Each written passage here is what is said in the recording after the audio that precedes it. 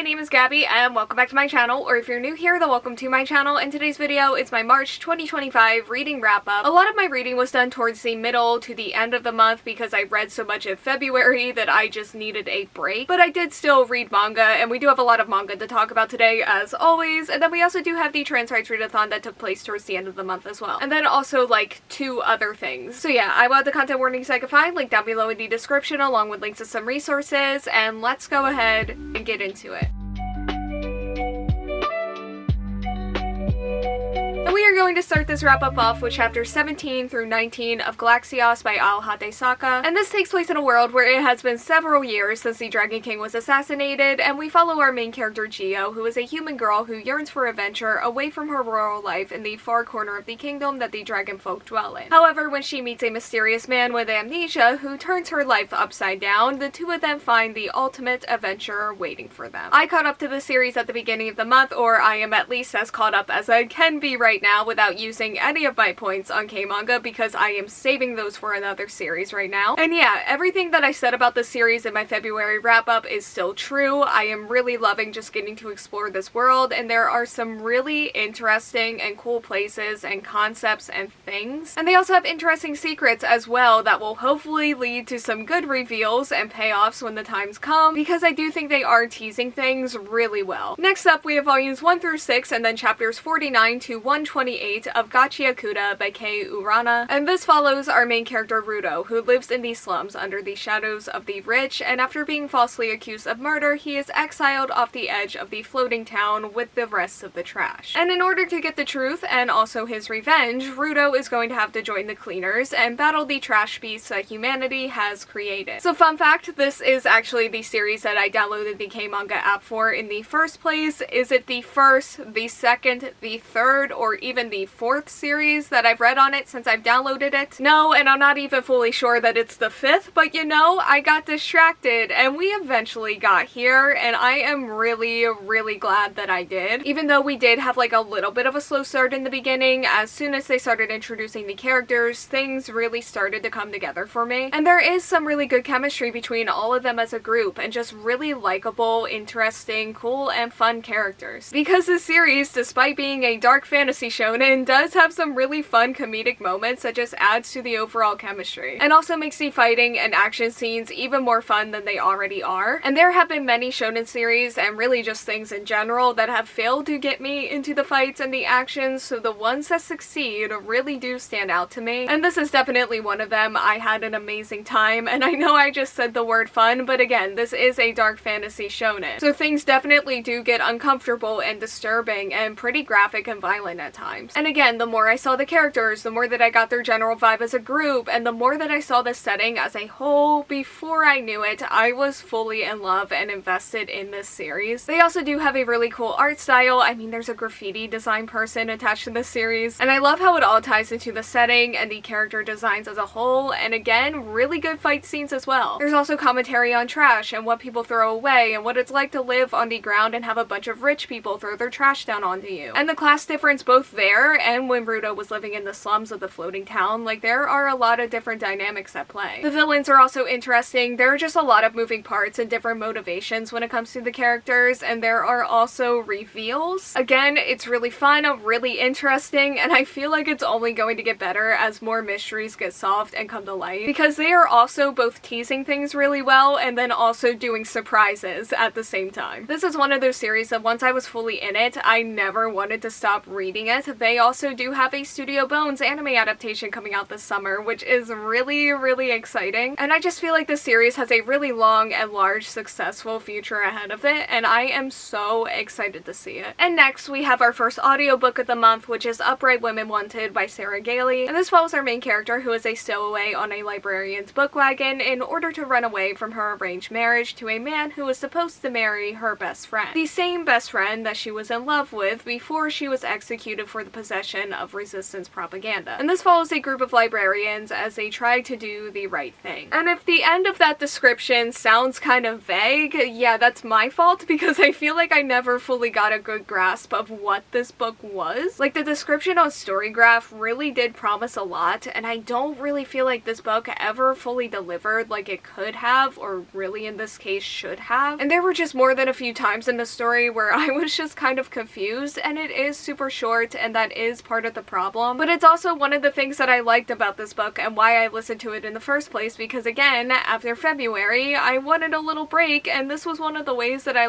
eased myself back into reading. And I did like the pacing of the story that was told, but again, it did just feel confusing in parts, and the world building was really missing for me. And I didn't really get attached to anything or anyone either, but it's also not a bad story just to detach to, if that makes sense. Like, things did feel very surface level, but I didn't not like this book at the same time. It just could have been so much more. And I ended up giving Upright Women Wanted 3 out of 5 stars. Next up, we have Babel, an Arcane History by R.F. Kuang. And this follows our main character Robin, who has trained for years so that he can enroll in Oxford's Royal Institute of Translation, also known as Babel. And Babel specializes in silver working, which finds the meaning lost in translation through magical silver bars. And this is something that the British Empire has used to colonize and become unparalleled in power, which as a Chinese boy who was raised in Britain, this is something that Robin struggles with. And he soon finds himself caught in between Babel and a secret organization who is working towards sabotaging the silver working. Ah yes, the only book from my winter TBR that I managed to read and finish before the spring. And I knew this book was long going into it. I just didn't know how long it was because the words are very small, there are footnotes, and yeah, this definitely took me a really long time to finish. But it was also very much worth it, even if it meant that the rest of my winter TBR didn't get done. Because the other side effect of this book being as long as it is that it covers a lot of time in depth, and I love the amount of time that I got to spend in this story. And I also found myself feeling really attached to Robin and a couple of the other characters in here as well, but it really did feel like everyone came to life. And a lot of this book is very dark academia in the sense that it is very academic. There is a lot of in-depth scholarly talk and languages and conversations about politics, and I cannot even begin to imagine the amount of knowledge and the amount of research it took to write this book, and I have a lot of respect for that. It really is impressive. And while I think in a different book those conversations could have felt a little bit too mundane or boring or unnecessary, in this book, they really just helped immerse me in everything it had going on. This book feels smarter than me, and that's okay. And yes, I did definitely still feel the length of it at times. This is a book that also showcases protests and other themes as well, as all 4 of our main characters in here either face some form or multiple forms of bigotry and discrimination, and a portion of that is from one of the 4 main characters towards the other 3. And of course, like the description says, this also does dive into Great Britain and the gross, hateful ways that they have used the silver working, and just how reliant they are on it to maintain and try to gain power. So yeah, very long, very bleak journey here for sure, but it is one that is definitely going to stick with me. And I'm very much looking forward to reading the Poppy War and its trilogy at some point, but for now, I ended up giving Babel 5 out of 5 stars. And next up, we have chapter 1 of the Kagari monster family by Sora Daichi. This follows our main character who is unemployed and desperate to find a new job, which is when she comes across a housekeeping job at a mansion in the middle of nowhere. But she ends up being surprised that this mansion is actually where the Kagari family runs a counseling office for monsters who disguise themselves as humans. So this is a new series that has just started in K-manga, and yeah, at this point it's kind of just hard to tell what the future holds for it because, you know,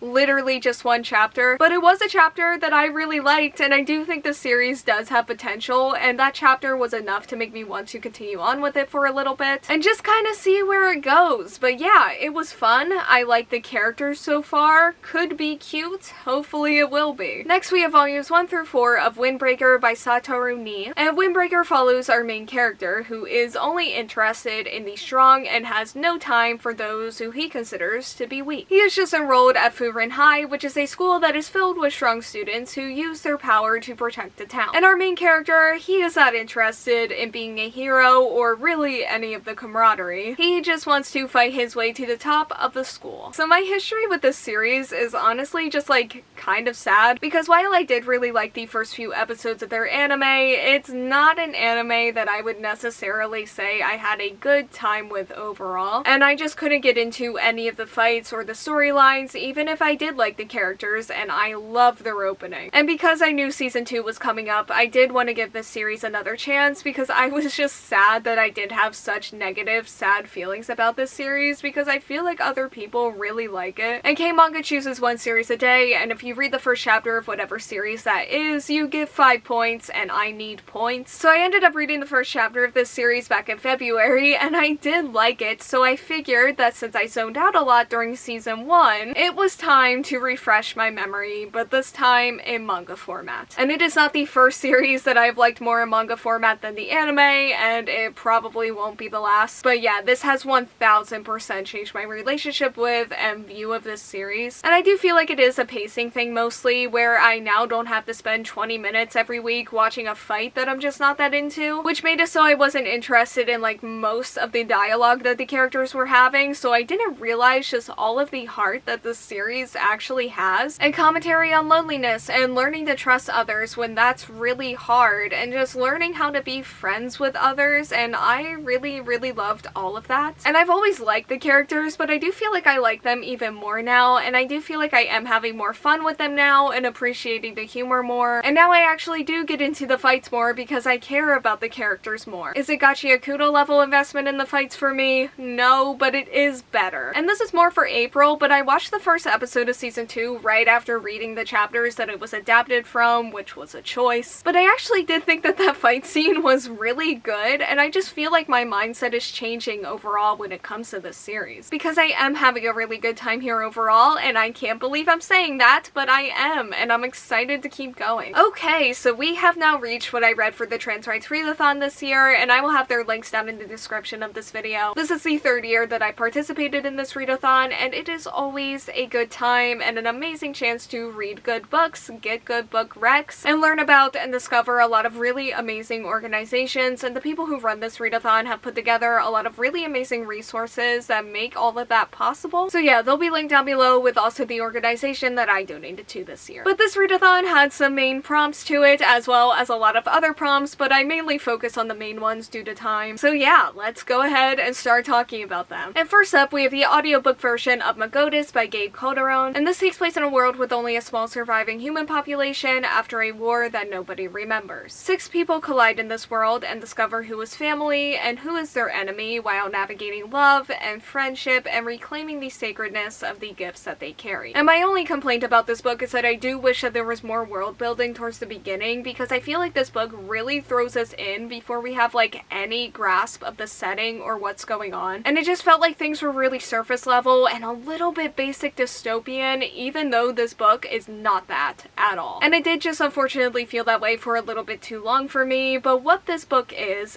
a very beautiful story about found family and love. And like the description says, it is about these characters reclaiming the sacredness of the gifts that they carry, and also reclaiming what they've lost and what this world has tried to take away from them, and their resilience overall. And I loved all of that so much. I also just really loved getting to follow these characters and their journey in this book, and I really enjoyed getting to know them as well. There are a lot of different identities highlighted, and the setting itself also turned out to be really interesting. Like, things came together here really well, and I ended up giving Màgòdiz 4.75 out of 5 stars. Next up, we have Make Room for Love by Darcy Liao, and this follows our main characters Mira and Isabel after Isabel offers Mira a place to stay after saving her from her ex-boyfriend. She tries to keep Mira at a distance at first since she has been wounded by grief, but the two of them start to grow closer when Isabel teaches Mira on how she can win her union election. This was very domestic and very slice of life, which I really liked about this book, and it was a pretty relaxing read in that sense. I also really loved and had a lot of fun with the getting together portion of this, and I feel like this book gave me a lot of opportunities to like ship them and root for them, and I got pretty invested in it. I also appreciated this book's deep dive into Mira and Isabella's characters and their commentary surrounding worrying about letting others down. I will say things definitely did get a little bit slow for me at times, especially once the getting together portion of this story was over, even though I did still really like them together. Things just felt a little bit less exciting for me, and I did end up losing interest some. I also do wish that like every other character in this book besides our main two characters felt more three-dimensional, but I still definitely really enjoyed this book overall. I also really enjoyed the bonus epilogue that I read right after finishing this, and I ended up giving Make Room for Love 4.5 out of 5 stars. And next we have Volume 1 of Boys Run the Riot by Keito Gaku. And this follows our main character who knows that he is transgender, but he doesn't have anyone that he can tell, and the only times that he feels at ease are when he's wearing his favorite clothes. While out shopping one day, he runs into the new kid in his class who everyone thinks is just another bully based on his appearance. Our main character doesn't expect to see him there, and he is surprised to find out that they do have the same tastes in fashion. And together they start a journey that might finally give our main character a way that he can express himself to the world. This was a series that I hauled a few months ago because I heard that it was good, but otherwise I had no idea what this was about. Like, I did know that it had trans rep, and I knew that the covers looked cool, and that was it. But I fell in love with this by the end of the first chapter. It has some really incredible and really beautiful moments of friendship, support, and just going after your goals. It's one of those series that does feel really inspiring from a creative standpoint as well. And there are some really hateful and really judgmental characters in here, and I've loved just getting to watch our main characters just live their lives and doing what they want despite and in spite of them. It's really cool. These characters are really easy to root for, and I am certainly rooting for them, and I am so excited to read more of this series. And that brings us to my final read of the Trans Rights Readathon, which is A Song for You and I by Kei O'Neill. And this is a middle grade graphic novel that follows our main character who is striving to be a ranger to protect their town alongside of their flying horse. But when their eagerness gets their horse injured, they are assigned to a slower expedition alongside of a sheep herder. And it's the sheep herder's own struggles and endless support that brings them new possibility. I feel like I have heard amazing things about this author's work for a really long time now, from the Moth Keeper, which I hauled a while ago but just haven't read yet, to the Tea Dragon Society, which I went out and hauled the day after I finished this one. And I fully see why people love this author so much. This was so cozy and so full of heart and just so sweet and amazing and every synonym that exists. And I love the art in this graphic novel so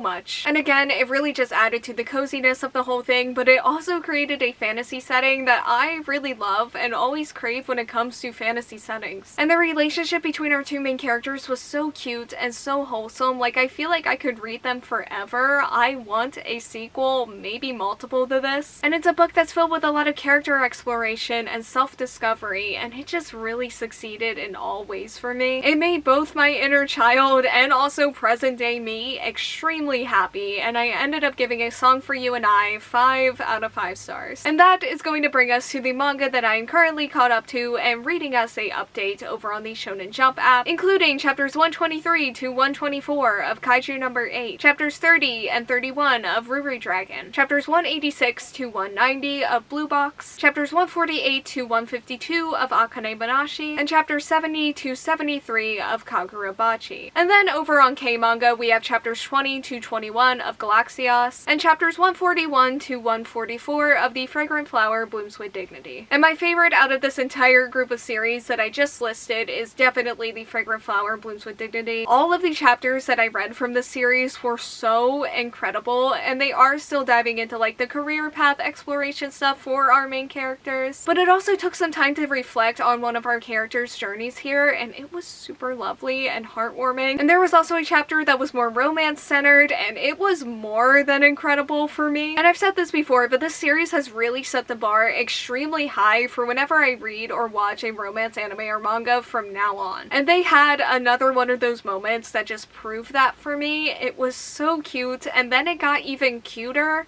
I love them so much. I also do want to give a shout out to Blue Box as well, who I thought also had some really good chapters and also gave me some cute scenes as well. And they've just been consistently super good for what I feel like is their entire existence, and it's very much still continuing. And I'm super into what they're doing right now because they are kind of teasing that things are going to change soon, and I'm curious to see what that looks like. But they're also just cute and fun, as well as a good sports manga combined with the romance. Okay, so that is all that I have for today's video. Thank you all so much for watching. Like, comment, subscribe, hit the bell, and answer the question that'll be around here if you want to do that, and hopefully I will see you here next time. Bye!